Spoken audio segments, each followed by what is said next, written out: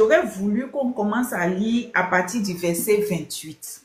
Romains 8, 29, mais nous lisons à partir du verset 28. Il dit, nous savons du reste que toute chose concourt au bien de ceux qui aiment Dieu, de ceux qui sont appelés selon son dessein. Maintenant, le verset qui nous intéresse. Car ceux qu'il a connus d'avance, il les a aussi destinés à être semblables à l'image de son Fils, afin que son Fils fût le premier-né entre plusieurs frères. Voici un peu ce que le Seigneur nous dit. Il dit, car ceux qu'il a connus d'avance, il les a aussi prédestinés à être semblables à l'image de son Fils, afin que son Fils soit le premier-né d'entre les frères. Dieu nous a prédestinés à être semblables à l'image de Christ. Et aujourd'hui, dans ce monde, pendant que nous marchons, nous vivons, nous avançons, nous devons réfléchir à notre marche. Nous devons, en tant qu'enfants de Dieu, nous revoir. En tant qu'enfants de Dieu, nous regarder. Et puis faire une comparaison. Avoir toujours l'image de Jésus-Christ devant nous. Et quand je parle d'avoir l'image de Christ, quelle est l'image de Christ que j'aurai? Est-ce qu'on va me mettre une photo pour regarder et puis voir si mon visage, si mes oreilles, mes yeux, mon nez, ma bouche ressemblent à Jésus? Non, ce n'est pas comme ça que je dois regarder l'image de Christ pour savoir si je ressemble à Christ. Non, non, non, non, ce n'est pas cela. Ce que je dois regarder, c'est le comportement, le caractère de Christ, la manière d'être de Jésus-Christ. La manière d'être de Jésus-Christ, je dois regarder d'abord dans la parole de Dieu. Comment Jésus est. Dieu nous a fait la grâce. Jésus a vécu sur cette terre 33 ans et demi avant de quitter la terre. Donc Jésus a été enfant. Donc si Jésus a été enfant sur cette terre, moi qui suis enfant, je dois aussi commencer à regarder quand il était enfant, comment il était, comment il marchait, comment il vivait. Il a été adolescent. Quand il a été adolescent, comment il était? Il a été jeune. Il a été jeune, comment il était? Et il a atteint l'âge de la maturité. En Israël, 30 ans, c'est l'âge de la maturité. À 30 ans, les gens se marient. À 30 ans, les gens rentrent dans le mariage, les gens travaillent, les gens peuvent maintenant quitter le cocon familial, habiter chez soi et puis prendre soin de soi, prendre des responsabilités. Et Jésus a atteint cet âge de la maturité. Et en tant qu'enfant de Dieu, je dois regarder quand il était sur cette terre. Donc Jésus doit être mon modèle. Et le modèle parfait. C'est vrai, souvent nous prenons les personnages bibliques et nous voulons ressembler aux personnages bibliques. C'est une très bonne chose. Mais le modèle parfait, l'image que nous devons ressembler en étant sur cette terre, cette image-là, c'est Jésus-Christ. C'est Jésus-Christ. Et quand nous voulons aller plus en profondeur, nous devons maintenant accepter que l'Esprit de Dieu habite en nous pour révéler encore plus la profondeur de cette parole. L'historique de la vie de Jésus-Christ se trouve dans la Bible. L'histoire de Jésus est dans la Bible. Tout ce qu'il a fait est dans la Bible. Mais souvent, quand nous lisons, nous ne comprenons pas. Nous avons besoin de l'aide du Saint-Esprit pour comprendre. Donc, comment faire? La parole de Dieu nous dit ici que Dieu nous connaissait avant. Donc, comment est-ce que Dieu me connaissait? Dieu me connaissait de la même manière que Christ est. Donc, avant que Dieu ne m'envoie sur terre, quand il m'a créé en tant qu'esprit dans le ciel, et puis il m'a introduit dans la matrice de ma mère, en me formant un corps, il me connaissait. Il me connaissait que je suis une bonne personne. Il me connaissait que j'ai la crainte de Dieu. Il me connaissait que je suis une adoratrice de Christ. Il me connaissait que la vie de Christ coule en moi. Il me connaissait. Il me connaissait que je partage avec tout le monde. Il me connaissait que je suis la bonne et la meilleure personne. C'est comme ça qu'il me connaissait. Il me connaissait que j'ai une très bonne santé. Il me connaissait que je suis épanouie, que je suis riche, que je suis dans l'abondance. Il me connaissait que j'aime mon prochain, j'aime mon voisin, j'aime mes parents, je prends soin de ma famille. Il me connaissait. Alléluia. Maintenant, en venant dans ce monde, tel que Dieu me connaissait, j'ai été déformée en route. Dès le jour où je suis devenue une masse informe dans le ventre de ma mère, j'ai commencé à être influencée par la création, par les choses de ce monde. Et quand je suis née, j'ai continué à être influencée et j'ai commencé à apprendre qu'il y a la maladie, il y a les querelles, il y a la haine, il y a les soucis, il y a les difficultés, il y a toutes sortes de mauvaises choses autour de moi. Et ces choses-là ont commencé à me déformer, à me déformer, à me déformer. Donc un jour, Jésus va parler, Dieu le Père va se lever, il va dire, mais attends, cette personne que je connaissais, je la connaissais comme une personne bien portante. Donc Dieu dit, je te connaissais comme une personne bien portante. Dieu dit, je te connaissais comme une personne forte, comme Gédéon. Regardez un peu Gédéon. Dieu connaissait Gédéon comme un vaillant héros. Dieu le connaissait comme un vaillant héros. Mais les difficultés de la vie avaient déformé Gédéon. Les problèmes de la vie avaient déformé Gédéon. Les complications de la vie, les soucis de la vie, la méchanceté des hommes, les attaques, l'ingratitude des hommes avaient déformé Gédéon. Et Gédéon était devenu un peureux. Oh, Dieu dit, mais attends, Gédéon, quand je te connaissais, quand je t'introduisais dans ce monde, tu étais un vaillant héros. Donc Dieu va dire à Gédéon, tu es un vaillant héros. Donc comment faire pour retrouver l'image que nous avons perdue en regardant à Jésus-Christ? Comment faire pour retrouver notre nature que nous avons perdue? C'est en regardant à Jésus-Christ. Comment faire pour retrouver notre épanouissement, notre communion avec Christ? C'est en regardant à Jésus-Christ. Donc, ce que tu as perdu, l'image que tu as perdue de toi, où tu as été déformé, où tu ne ressembles plus à ce que Dieu dit ici. Car ceux qu'il a connus d'avance, il les a aussi prédestinés à être semblables à l'image de son Fils. Tu ne ressembles plus à cela. Quand tu te regardes, tu n'as pas l'image de Christ. Quand tu te regardes, c'est vrai, souvent même les serviteurs de Dieu t'annoncent. Les hommes de Dieu proclament. Les hommes de Dieu déclarent.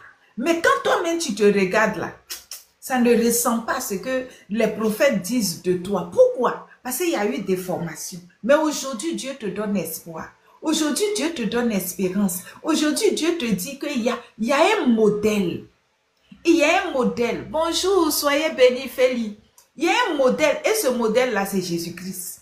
Ce modèle parfait, ce modèle de perfection sans tache, c'est Jésus-Christ. Si tu veux retrouver ce que Dieu a fait de toi, avant de t'envoyer sur cette terre, qui tu es, si tu veux retrouver cette nature, cette personne, cette image, retourne à Christ et conforme-toi à l'image de Christ. Conforme-toi à l'écriture, conforme-toi à la parole de Dieu. Souvent, ce n'est pas facile, mais l'Esprit de Dieu sera là pour t'aider. L'Esprit de Dieu sera là pour te soutenir. L'Esprit de Dieu sera là pour te faire du bien. Et tu vas voir que de jour en jour, tu commences à te changer. Tu commences à être régénéré. Tu commences à être renouvelé. Tu sens que tu es épanoui. Pourquoi? Parce que la vie de Dieu commence à couler en toi. Et quand cette vie coule en toi, tu ne peux que devenir une bénédiction pour plusieurs. Une bénédiction, une grande bénédiction pour plusieurs. Que l'Éternel te bénisse, que le Dieu de Jacob te bénisse parce que c'est ce que Dieu a mis sur mon cœur pour partager, pour que nous retournons à l'image que Dieu connaissait de nous, que nous retournons à cette image. Et il dit pour terminer que afin que son fils fût le premier-né entre plusieurs frères. Donc Dieu veut que nous vivions en harmonie avec ce grand frère Jésus-Christ qui est le premier-né. Tout de suite, nous avons vu dans le témoignage où cet homme, M. Richard, vers qui Dieu s'est approché, depuis longtemps, il cherche Dieu, il prie Dieu, il crie à lui, son cœur est sincère. Et un jour, il est monté sur ce live, il a demandé la prière. Nous avons prié et nous avons prié au nom de Jésus-Christ. Et le Seigneur rend témoignage à son esprit que ce Jésus-là, ce Jésus qui t'a guéri, ce Jésus qui agit en ta faveur, il est réel. Il est réel. Donc, il est important qu'on s'approche pour dire, ah Jésus, tu es réel. Jésus, tu es vérité. Jésus, tu agis. Jésus, nous te connaissons. Jésus, nous nous attendons à toi. Jésus, lève-toi. Tu es notre grand frère. Nous voulons marcher, associés à toi, unis à toi, pour devenir quelqu'un dans ce monde. Soyez bénis, soyez bénis. Et si quelqu'un a une demande de prière, c'est le moment d'écrire cela en commentaire. Tous ceux qui veulent monter, vous pouvez monter et nous allons partager ensemble. Écrivez votre demande en commentaire. Jésus est vivant, Jésus est puissant, Jésus est Seigneur. Alléluia. Donc je vous attends et continuez de partager. Je ne vois pas les partages. Continuez de partager, tapotez l'écran, partagez. Et j'attends, si vous avez des demandes de prière, il est important de temps en temps qu'on prie les uns pour les autres. Alléluia. Gloire à Jésus-Christ. Soyez bénis, soyez bénis, soyez bénis. Soyez bénis, user, que l'Éternel vous bénisse. Christelle, soyez bénis. Véro, Kwame, soyez bénis. Grâce et faveur sur votre destinée. Jésus est vivant. Il est puissant, il est réel. Il ne sommeille ni ne dort. Kadio Adjo.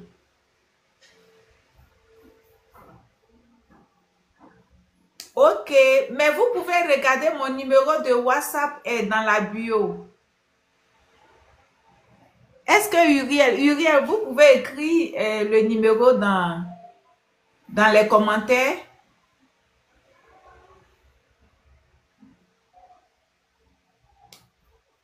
Parce qu'un jour, j'ai essayé de donner le numéro comme ça. TikTok m'a donné des avertissements.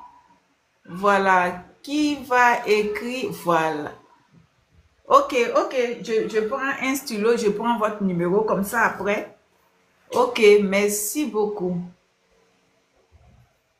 Kadio.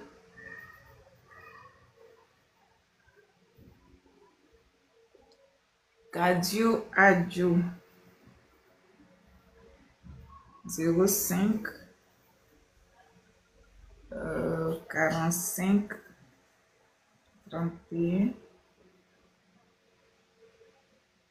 01 88. Ok. Donc, après le live, je vous écris sur WhatsApp. Comme ça, vous pourrez me contacter. J'ai pris votre numéro. Soyez bénis, soyez bénis, soyez bénis.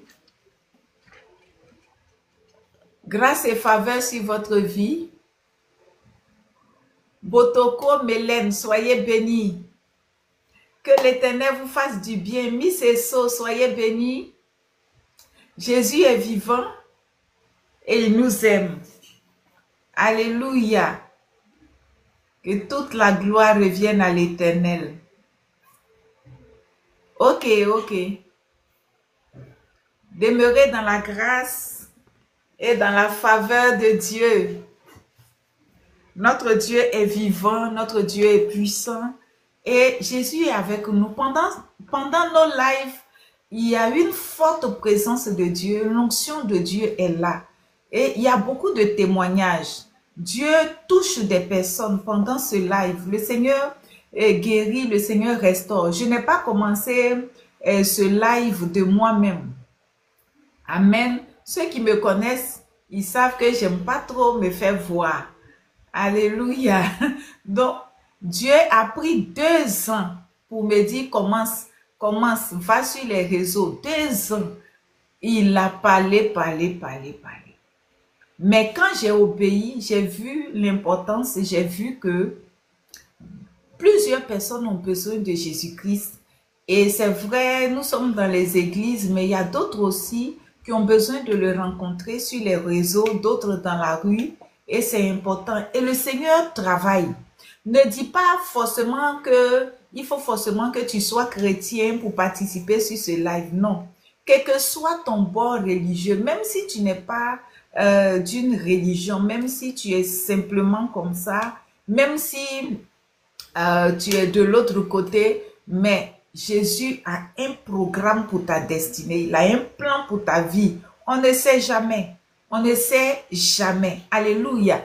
Et je vais rendre un petit témoignage. Il y a une dame dans le passé, ça fait des années, ça peut faire maintenant 10 à... Si ça n'a pas fait 12 ans, ça doit faire au moins 12 ans comme ça. Et ce jour-là, on évangélisait. J'étais avec une de mes filles, donc on faisait les porte à porte. Et on est rentré dans une maison. Nous sommes rentrés dans une maison et on a rencontré une dame. Elle était amaigrie, couchée, elle ne pouvait pas se lever. Elle était malade, gravement malade. Et c'était une femme musulmane. Donc nous avons prié pour elle. Et quand nous avons prié, elle a accepté qu'on prie. J'ai dit, nous sommes venus pour prêcher l'évangile et nous l'avons trouvé. Donc elle a accepté que nous prions. Donc on a prié au nom de Jésus. Et nous sommes partis. On a laissé notre numéro. Le lendemain, elle nous a appelés. Elle dit, la prière qu'on a faite, elle s'est sentie mieux. Elle souffrait de cancer. Elle s'est sentie mieux. Et c'est comme ça que elle a demandé que de temps en temps, on vienne. Mais c'était très délicat parce qu'elle avait peur pour la réaction de son mari et la réaction de sa famille. Parce que déjà, elle n'est pas en bonne santé et elle n'était pas vraiment en état d'affronter la famille. Donc, je lui ai dit, mais non, non, tu n'as pas besoin de choses. Non, nous, on vient, on prie seulement. Donc, on a commencé comme ça. On prie, on prie. Elle a dit, que c'est un peu compliqué. Donc, il y a quelques secrets de comment elle devait lire la Bible que je lui ai donné. Je ne vais pas vous dévoiler ça ici, parce que c'est notre stratégie d'évangélisation. Donc, je lui ai donné, donc, elle lisait la parole de Dieu et on priait, lisait la parole de Dieu, on priait, lisait la parole de Dieu, on priait. Et je vous assure, le Seigneur l'a relevée. Le Seigneur l'a relevée. Maintenant, elle pouvait maintenant sortir, elle pouvait marcher. Donc, elle pouvait venir me trouver à la maison pour qu'on puisse prier. Et voilà, je vous épargne le reste. Mais je voudrais vous dire que le Seigneur travaille. Et je ne lui ai jamais demandé de quitter l'islam. Jamais, jamais, jamais. Elle n'a jamais quitté l'islam et je ne lui ai pas demandé cela parce que le rôle de l'œuvre de Dieu, le rôle de Jésus-Christ dans ce monde n'est pas de présenter une religion. Jésus n'est pas venu présenter une religion. Il est venu se présenter lui-même. Il dit, je suis la vie. Il dit, je suis la vie éternelle. Donc cette femme est restée. Elle est restée. Je lui ai dit, continue d'aller à la mosquée. Je lui ai dit, continue de prier, continue de faire ceci. Mais voici comment il faut prier désormais. Même quand tu vas à la mosquée, voici comment il faut prier. Même quand tu es parmi, tu pries avec ton mari, toi, voici comment il faut prier. Ainsi de suite. Et je vous assure, après, j'ai reçu le témoignage de sa famille. Sa famille, ça veut dire que nous, on est en train de prier dans le secret. Mais le Seigneur s'est glorifié. Et même sa famille, ses sœurs, sont venues me rendre témoignage de ce que elle était reconnaissante pour le bien que l'Éternel lui a fait. Donc, je ne suis pas sur cette plateforme pour que nous fassions la promotion d'une religion, mais je fais la promotion de Jésus-Christ. Je suis une pancarte sur laquelle il est écrit « Voici Jésus ». Voilà, moi je vous montre où vous allez trouver Jésus. Et quand vous allez le trouver, il prendra soin de vous. Il prendra soin de vous. Et souvent, plusieurs disent, mais l'affaire de Jésus là, ils vont me dire de venir à l'église. C'est ça qui va aggraver l'affaire. Non, non, non, je ne vais pas te dire de venir à l'église. Mais je vais te dire de prier Jésus. Je vais te dire de conformer ta vie à Jésus-Christ. Je vais te dire de respecter les règles du Seigneur. Et selon qui va te conduire, peut-être qu'un jour va arriver et puis tu vas dire, je vois que il est important que je me rapproche plus. Mais tout dépend du Seigneur. Alléluia. Tout dépend du Seigneur. Et cette histoire de religion crée une barrière à l'avancement de l'évangile. Non, non, la religion n'est pas là pour empêcher les hommes de venir à Dieu. Non, non, non, non, non. Donc que la religion ne soit pas une barrière. Que la religion ne soit pas une opposition.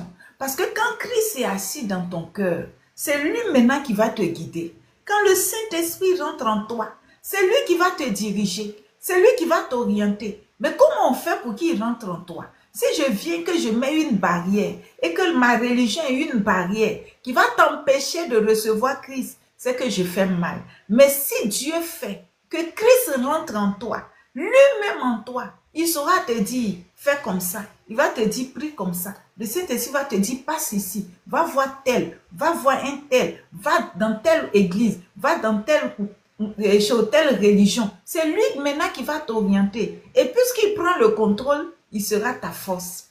Il sera ton soutien. Et toi-même, tu vas venir dire, mais maman, tu m'avais dit de rester dans ma religion, mais le Seigneur me dit ça, ça, ça. Il dit, tu as réussi à cultiver ta vraie communion avec le Seigneur et le Saint-Esprit a pris le contrôle de ta vie et il commence à te guider. Et quand c'est comme ça, on ne demande pas pardon pour venir à l'église. On ne te poursuit pas. Parce que nous sommes dans une période où il faut courir derrière les fidèles. Si tu ne l'appelles pas, tu es réveillé. Tu t'es réveillé, tu as fini de te laver. Et il faut venir à l'église. Non, quelqu'un qu'on court derrière lui comme ça, là, sa conversion va être ratée. Ça veut dire qu'il ne sera pas bien né. Il sera un enfant mongol ou bien un enfant né handicapé. Il sera un chrétien à problème à vie. Pourquoi? Parce qu'il n'a pas compris l'essentiel. Il ne sait pas que l'assemblée des enfants de Dieu, là, il y a une huile qui coule là-bas qui donne la vie. Il ne sait pas qu'en venant à l'église, il vient pour se nourrir, pour nourrir son âme, pour nourrir son esprit. Parce que quand tu lui annonces l'évangile, tu ne lui donnes pas le temps que le Saint-Esprit prenne le contrôle de sa vie. Donc lui, il pense que tu es en train de le fatiguer quand tu lui dis de venir à l'église. Mais si tu laisses l'Esprit de Dieu le conduire, vous allez voir que lui-même, il va te dépasser. Il va te dépasser même dans l'affaire d'aller à l'église. Donc ne prenons pas la religion pour mettre des barrières pour empêcher que les gens viennent à Christ. Et si nous savons marcher comme Dieu le veut, ceux qui sont pour Dieu, ceux qui sont pour Jésus-Christ seront sauvés. Et il n'y aura pas de barrière. Hier, je réfléchissais à une pensée divine. Je réfléchissais à une pensée divine du verset qui parle de le chant, c'est le monde. Je réfléchissais à ça. Quand le Seigneur dit le chant, c'est le monde. Et j'ai pensé même à haute voix et puis je disais, mais si le chant, c'est le monde, ça veut dire quoi? Que nous devons cultiver partout dans ce monde. Nous devons aller planter des graines à tous les endroits de ce monde. À tous les endroits de ce monde. Dieu dit son champ là, c'est le monde. Donc il ne devait pas y avoir un endroit où on ne peut pas aller semer des graines. Ce n'est pas possible. Ce n'est pas possible. Si le champ de Dieu c'est le monde, partout où il y a des êtres humains, là, je dois être capable d'aller semer des graines là-bas. Maintenant, il faut que j'ai des stratégies pour ne pas qu'en voulant semer des graines, il y ait des barrières. Il faut que j'ai des stratégies. Pour que quand je me lève pour aller semer des graines, je puisse aller dans tous les champs. Je peux aller à la mosquée pour semer des graines. Je peux aller dans un temple bouddhiste pour semer des graines. Partout où il y a des hommes, je peux arriver chez un féticheur pour semer des graines. Je peux aller dans un groupe où Dieu n'est pas honoré, où Jésus-Christ n'est pas accepté même, pour semer des graines. Je peux arriver même dans les endroits. Je me rappelle dans le passé où on partait pour évangéliser dans les villages. Quand on rentre comme ça, les jeunes là, c'est leur vie et ils ont envie de vivre leur vie.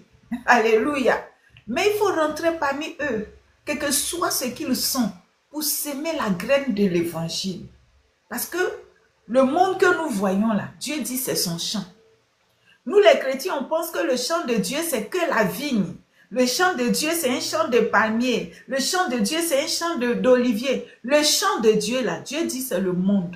Donc il faut qu'on puisse aller s'aimer des graines. Et comment je vais semer des graines dans un quartier où des gens ne connaissent pas le Seigneur, et puis je suis assis dans mon église, et puis je prends la pancarte, j'écris dessus le nom de mon église, et puis je vais. Alors que eux-mêmes, ils sont énervés déjà, quand ils entendent même la religion chrétienne, ils sont déjà énervés. Maintenant, tu es parti avec ça, tu ne peux pas planter.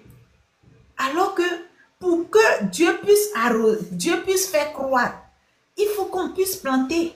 Quand on finit de planter, il faut arroser. Quand on finit d'arroser, nous, notre travail est fini. Nous, on plante, on arrose. On plante, on arrose. Notre travail est fini. Mais Dieu fait croître. Maintenant, une graine qu'on a déposée aujourd'hui, Dieu peut faire croître dans 10 ans.